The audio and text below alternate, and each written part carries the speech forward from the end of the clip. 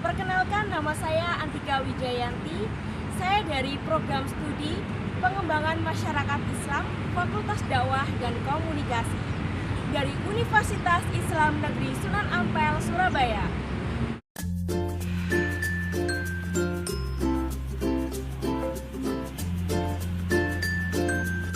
Dalam pembelajaran orang dewasa, apa yang disebut dengan andragogi, pastinya orang dewasa memiliki hambatan atau permasalahan dalam proses pembelajarannya.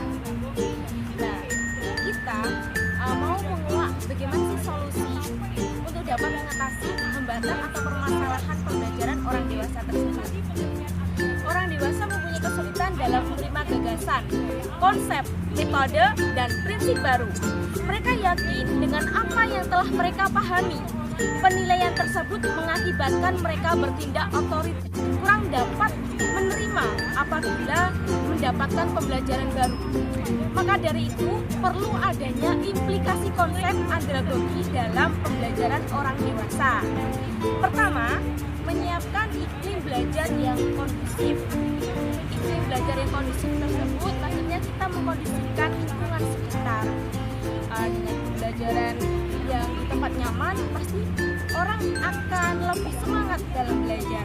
Yang kedua, menciptakan mekanisme perencanaan bersama. Jadi orang dewasa tersebut tidak hanya diajar, namun diajak diskusi untuk dapat menciptakan mekanisme perencanaan belajar bersama yang kondusif dan efektif. Ketiga, menetapkan kebutuhan belajar. Menetapkan kebutuhan belajar pastinya setiap individu orang dewasa mempunyai kebutuhan masing-masing. Ingin mendapatkan ilmu dalam hal ini, pengetahuan dalam hal ini, dan lain sebagainya.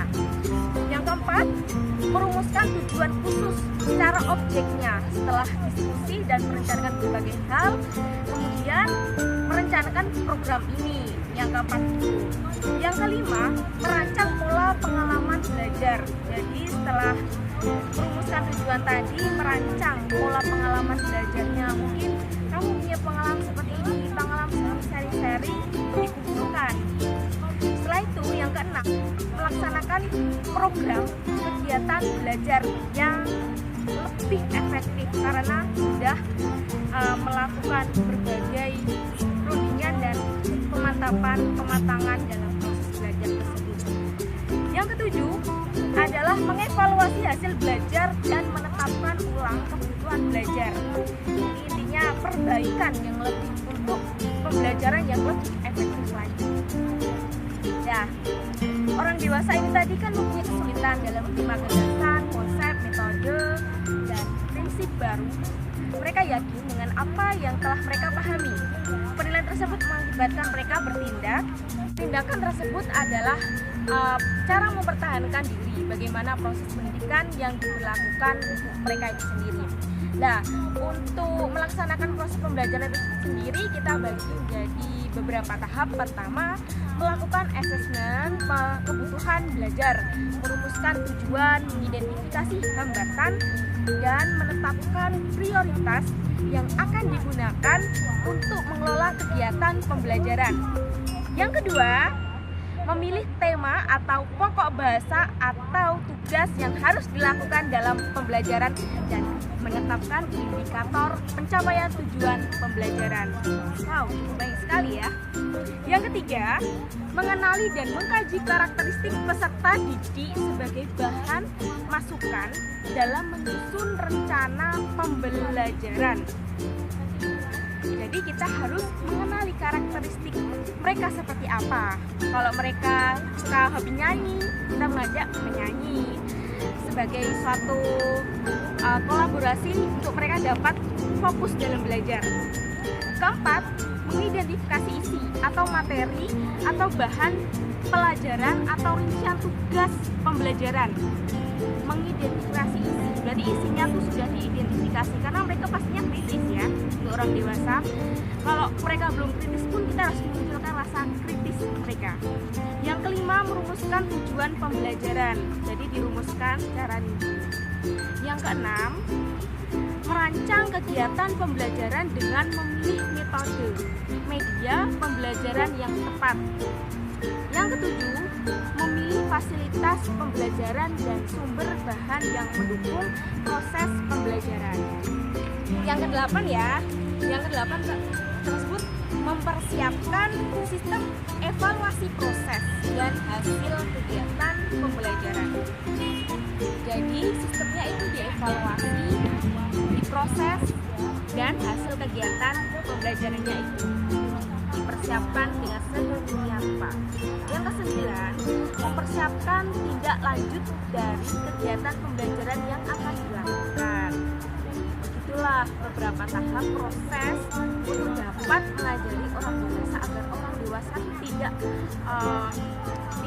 terlalu rumit dalam proses pengajarannya. Nah, sebagai mahasiswa pengembangan masyarakat Islam,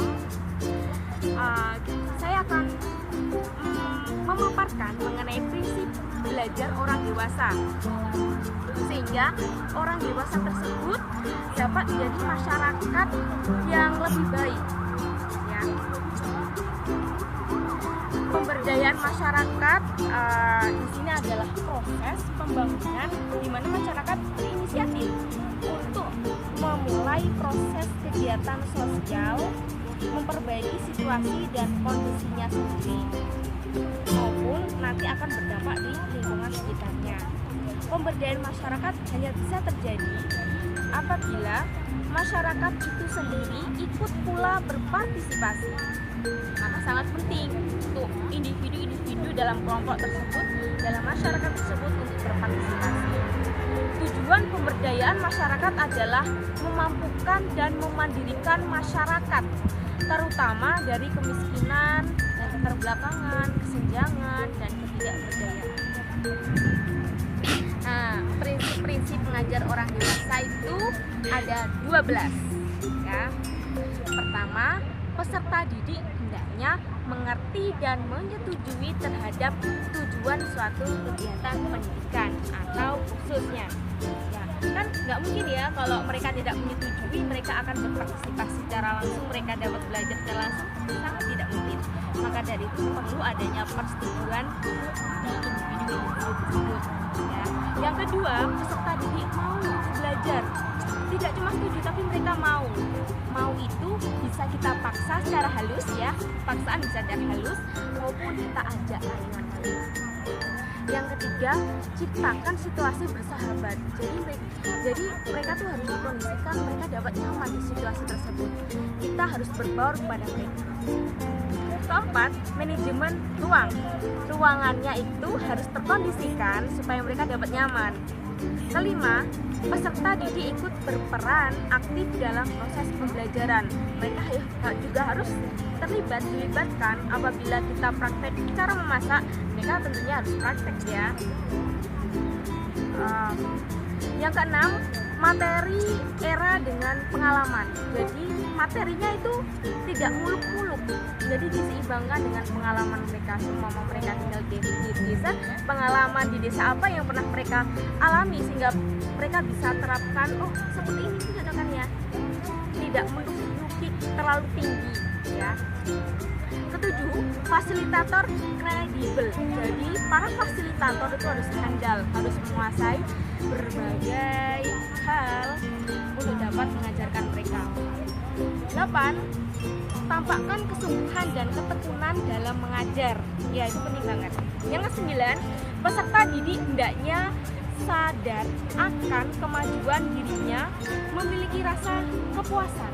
Jadi mereka setidaknya ada rasa kepuasan, oh aku berhasil bisa membangun jembatan, bisa belajar masak catering, bisa berdaya lah. Kemudian yang ke-9, yang ke-10, gunakan metode belajar yang variatif. Jadi nggak monoton ya, beraneka ragam. Ada cara seperti itu, cara seperti ini, dan lain sebagainya. 11. Fasilitator merasa tumbuh bersama peserta. Jadi fasilitator, untuk para fasilitator tidak hanya mengajari ya, tapi kalian juga berusaha memposisikan diri kalian itu juga belajar dari mereka semua. Ke-12, pendidikan memiliki rencana yang fleksibel, jadi berkembang disesuaikan dengan keadaan. Oke, itulah beberapa penjelasan saya mengenai pemahaman pendidikan orang dewasa atau andragogi. Sekian, maaf apabila ada salah kata maupun salah tindakan. Wassalamualaikum warahmatullahi wabarakatuh.